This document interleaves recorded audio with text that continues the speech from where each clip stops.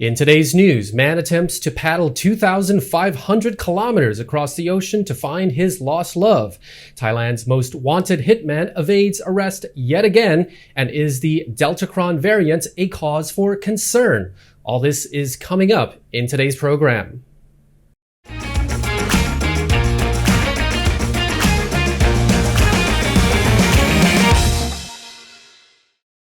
You're watching Thailand News Today, bringing you the latest top stories in Thailand and beyond. And in our first story, a devoted Vietnamese husband attempted to paddle across the Bay of Bengal from Phuket to India on an inflatable boat to see his wife, who he had not seen in 2 years due to the COVID pandemic. Thai Marines found 37-year-old Ho Huang Hung yesterday away from the Andaman coast after he had been at sea for 18 days. Hung was prepared to paddle all the way to India across the Andaman Sea and through the Bay of Bengal, a journey of around 2,500 kilometers. But after 18 days, Hung had made it only 80 kilometers away from shore. At that rate, it would have taken Hung around 625 days to reach the Indian coast. With Cyclone Asani brewing in the Bay of Bengal, it is shocking that Hung managed to survive for 18 days. With 10 packs of noodles, a tank of water, and some luggage, Hung had enough provisions to survive a little longer, but definitely not for another 20 months. Yesterday morning, Navy officials in the Similan Islands received a message from a fisherman who said he had seen a man floating on a small yellow and blue boat just around 2.5 meters long. Hung took a flight from Saigon to Bangkok on March the 2nd in hopes of taking a connecting flight to Mumbai, where his wife lives. But Hung realized he could not enter India without a visa, so he took a bus to Phuket, found a boat, and departed around March the 5th. Blinded by love, Hung did not realize his plans would have quickly led to his demise had his journey not been intercepted by the Navy. The alleged hitman who evaded arrest after killing an officer during a high-speed chase has reportedly fled from police again. The man, who is on Thailand's most wanted list for multiple charges involving murder, is believed to be hiding out in a forest on Khao Khao Mountain in the southern province of Songkhla. Authorities have come across a camp and most recently a hut where they believe the alleged hitman had been hiding. Earlier this month, suspected hitman Damrat Rakjan allegedly fired an M16 rifle at officers during a police chase. One officer was shot in the head and later died at a hospital. Another was shot in the arm.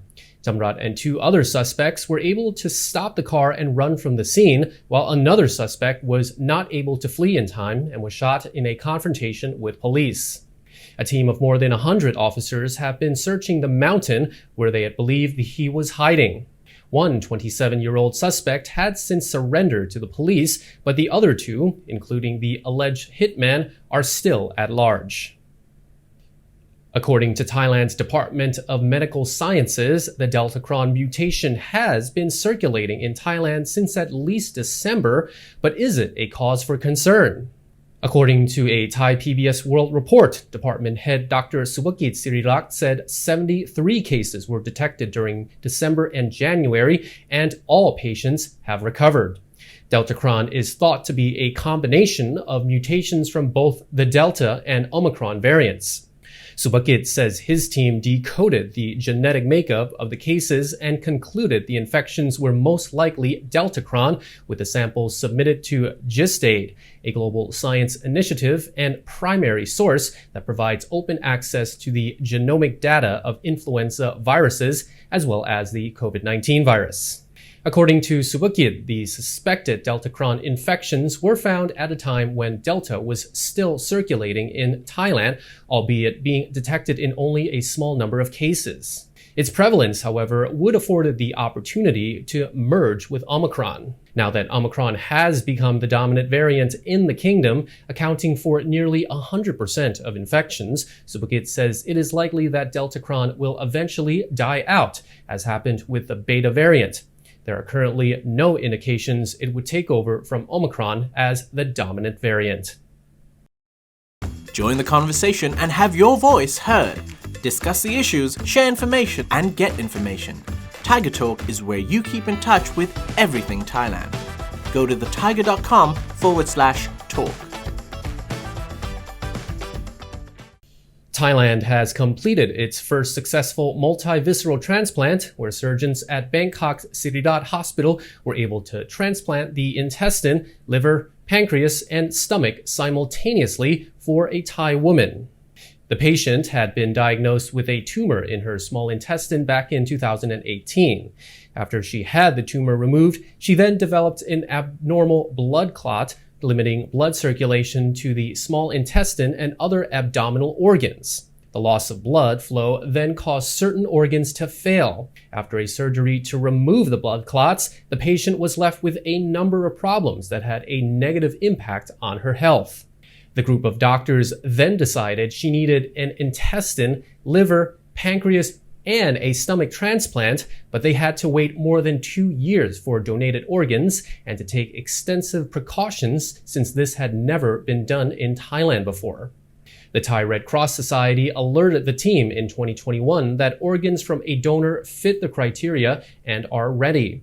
It took the team 7 hours to operate. The patient was able to return home after nearly 3 months in the hospital, but she still needs to see the physicians on a regular basis to monitor her health.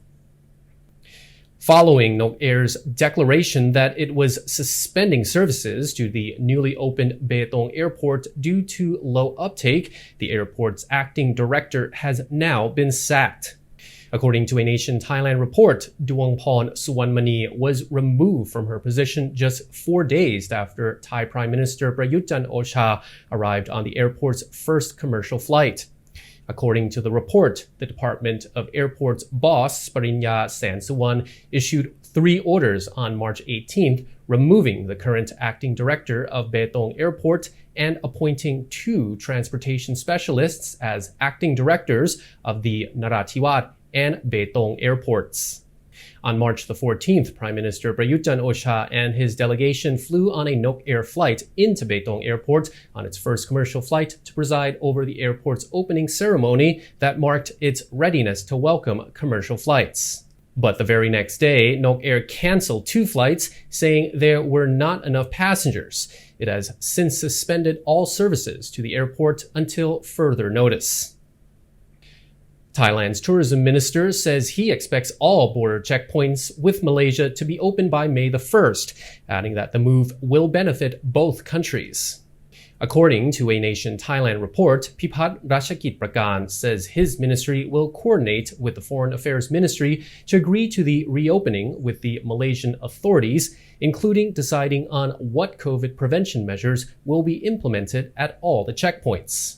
The minister says he is confident in Thailand's Test and Go entry scheme, which he says can detect 85% of COVID-19 infections from the first day people enter Thailand.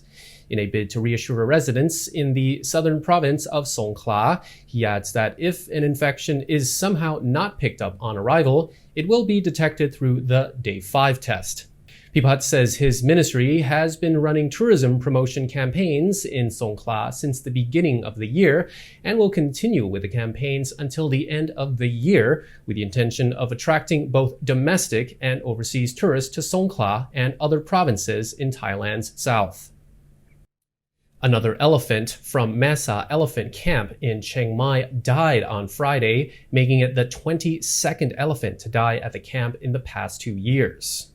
With almost no income from tourists during the pandemic, many camps and sanctuaries have been struggling to provide care and food for the animals. A 55-year-old male elephant named Sidol Krung Ratana died on Friday just as staff were about to lift him into a truck to seek treatment at the Elephant Conservation Center in nearby Lampang province. The elephant was chronically ill and had previously received full treatment from the camp's veterinary team, but after not eating a proper diet after 2 years, the elephant did not survive. Monks and a local doctor of folk wisdom have since conducted a ceremony for the elephant to ward off harmful spirits, which involved lighting incense and offering sugarcane before burying Sidol in the elephant cemetery. The executive at Maesa camp said that most of the elephants that have died over the past 2 years have been elderly with health problems, but she admits that the elephant camp has faced problems throughout the pandemic, mostly relating to money.